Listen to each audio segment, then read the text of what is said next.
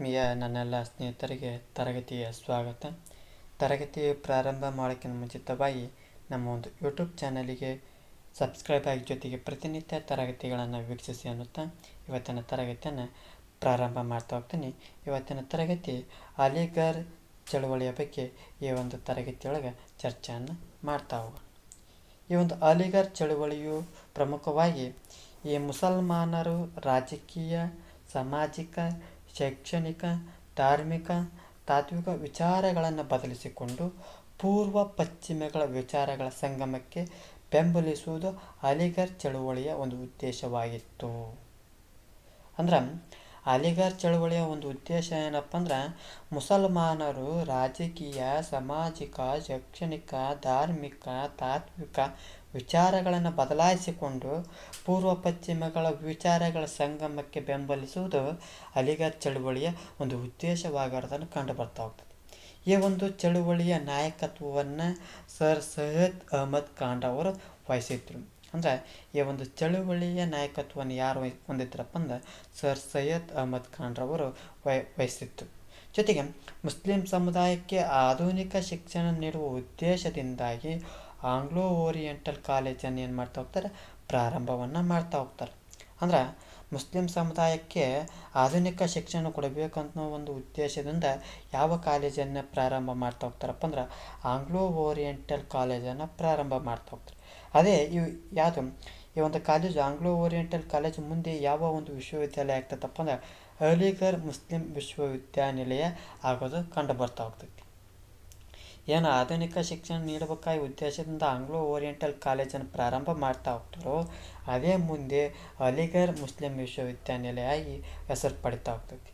ಜೊತೆಗೆ ಪಾಶ್ಚಾತ್ಯ ಶಿಕ್ಷಣದೊಂದಿಗೆ ಧಾರ್ಮಿಕ ಶಿಕ್ಷಣವನ್ನು ಸಹ ನೀಡುವುದು ಇದರ ಉದ್ದೇಶವಾಗಿತ್ತು. ನೋಡ್ರಿ, ಪಾಶ್ಚಾತ್ಯ ಶಿಕ್ಷಣ ಅಂದ್ರೆ ಪಾಶ್ಚಾತ್ಯ ಶಿಕ್ಷಣದ ಜೊತೆಗೆ ಧಾರ್ಮಿಕನ ಶಿಕ್ಷಣವನ್ನು ಕೊಡ್ತಾ ಇದ್ರು. ನಾವೇನು ಇವತ್ತಿನ ಒಂದು ಸಮಾಜದೊಳಗೆ ನೈತಿಕ ಮತ್ತು ಮೌಲ್ಯ ಶಿಕ್ಷಣ ಕೊಡಬೇಕಂತ ಹೇಳ್ತಿದ್ದು, ಅವತ್ತಿನ ಕಾಲದೊಳಗೆ ಪಾಶ್ಚಾತ್ಯ ಶಿಕ್ಷಣದೊಂದಿಗೆ ಧಾರ್ಮಿಕ ಶಿಕ್ಷಣವನ್ನು ಸಹ ನೀಡುವುದು ಇದರ ಒಂದು ಉದ್ದೇಶವಾಗಿರೋದನ್ನು ಕಂಡು ಬರ್ತಾ ಹೋಗ್ತದೆ. ಜೊತೆಗೆ ಪಾಶ್ಚಾತ್ಯ ಶಿಕ್ಷಣದಿಂದ ನವೀಕೃತ ಸಮಾಜದ ನಿರ್ಮಾಣವು ಸಾಧ್ಯ ಎಂದು ಅವರು ನಂಬಿದ್ದರು. ಅಂದ್ರೆ ಪಾಶ್ಚಾತ್ಯ ಶಿಕ್ಷಣದಿಂದ ನವೀಕೃತ ಸಮಾಜ ನಿರ್ಮಾಣವು ಸಾಧ್ಯ ಯಾರು ಹೇಳ್ತಾರಪ್ಪ ಅಂದ್ರೆ ಈ ಸರ್ ಸೈಯದ್ ಅಹಮದ್ ಖಾನ್ ರವರು ನಂಬಿಕೆ ಇಟ್ಕೊಂಡಿದ್ದೆ. ಹೆಂಗಪ್ಪ ಅಂದ್ರೆ ಈ ಪಾಶ್ಚಾತ್ಯ ಶಿಕ್ಷಣದಿಂದ ನವೀಕೃತವಾದಂಥ ಪಾಶ್ಚಾತ್ಯ ಶಿಕ್ಷಣದಿಂದ ನವೀಕೃತ ಸಮಾಜದ ನಿರ್ಮಾಣ ಸಾಧ್ಯ ಆಗ್ತದೆ ಅನ್ನೋದು ಅವರ ಬಲವಾದ ನಂಬಿಕೆ ಆಗಿರೋದು ಕಂಡು ಬರ್ತಾ ಹೋಗ್ತದೆ. ಜೊತೆಗೆ ಈ ಸೈಯದ್ರವರು ರಾಷ್ಟ್ರೀಯ ಕಾಂಗ್ರೆಸ್ನಿಂದ ದೂರವೇ ಉಳಿದು ಮುಸಲ್ಮಾನ ಸಮುದಾಯವನ್ನು ಒಗ್ಗೂಡಿಸ್ತಾ ಹೋಗ್ತಾರೆ. ಅಂದರೆ ಏನು ರಾಷ್ಟ್ರೀಯ ಕಾಂಗ್ರೆಸ್ ಯಾರು ಪ್ರಾರಂಭ ಮಾಡ್ತಾ ಇರ್ತಾರೆ, 1885ರಾಗ ಆ ಒಂದು ರಾಷ್ಟ್ರೀಯ ಕಾಂಗ್ರೆಸ್ನಿಂದ ದೂರವೇ ಉಳಿದು ಮುಸಲ್ಮಾನ ಸಮುದಾಯವನ್ನು ಒಗ್ಗೂಡಿಸ್ತಾ ಹೋಗ್ತಾರೆ.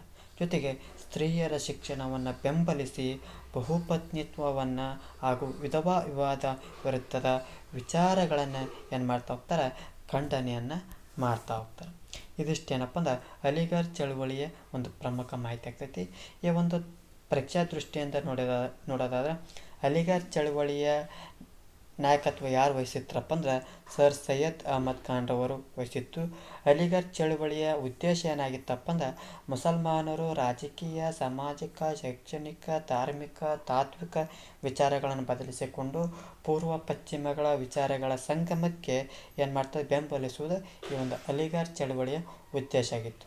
ಜೊತೆಗೆ ಈ ಒಂದು ಇನ್ನೊಂದು ಮಾಹಿತಿ, ಆ ಮುಸ್ಲಿಂ ಸಮುದಾಯಕ್ಕೆ ಆಧುನಿಕ ಶಿಕ್ಷಣ ನೀಡುವ ಸಲುವಾಗಿ ಆಂಗ್ಲೋ ಓರಿಯೆಂಟಲ್ ಕಾಲೇಜನ್ನು ಪ್ರಾರಂಭ ಮಾಡ್ತಾ ಹೋಗ್ತಾರೆ. ಅದೇ ಆಂಗ್ಲೋ ಓರಿಯೆಂಟಲ್ ಕಾಲೇಜ್ ಮುಂದೆ ಅಲಿಗರ್ ಮುಸ್ಲಿಂ ವಿಶ್ವವಿದ್ಯಾಲಯಕ್ಕೆ ಪರಿವರ್ತನೆ ಆಗೋದು ಕಂಡು ಬರ್ತಾ ಹೋಗ್ತದೆ. ಇದಿಷ್ಟೇನಪ್ಪ ಅಂದ್ರೆ ಅಲಿಗರ್ ಚಳುವಳಿಯ ಪ್ರಮುಖ ಮಾಹಿತಿ ಆಗ್ತೈತಿ. ಈ ಒಂದು ತರಗತಿ ಎಷ್ಟಾಗಿತ್ತಪ್ಪ ಅಂದ್ರೆ ನಮ್ಮ ಒಂದು ಯೂಟ್ಯೂಬ್ ಚಾನಲಿಗೆ ಸಬ್ಸ್ಕ್ರೈಬ್ ಮಾಡಿ. ಜೊತೆಗೆ ಈ ಒಂದು ತರಗತಿ ಎಷ್ಟಾಗಿತ್ತಪ್ಪ ಲೈಕ್ ಮಾಡಿ, ಇಲ್ಲದಿದ್ದರೆ ಡಿಸ್ಲೈಕ್ ಮಾಡಿ. ಏನಾದರೂ ದೋಷಗಳು ಮತ್ತು ನಿಮ್ಮ ಒಂದು ಅಭಿಪ್ರಾಯವನ್ನು ಕಮೆಂಟ್ ಬಾಕ್ಸ್ನ ಮೂಲಕ ತಿಳಿಸಿ ಅನ್ನುತ್ತಾ ಈ ಒಂದು ತರಗತಿಯನ್ನು ಮುಗಿಸ್ತಾ ಇದ್ದೀನಿ. ಎಲ್ಲರಿಗೂ ಧನ್ಯವಾದಗಳು.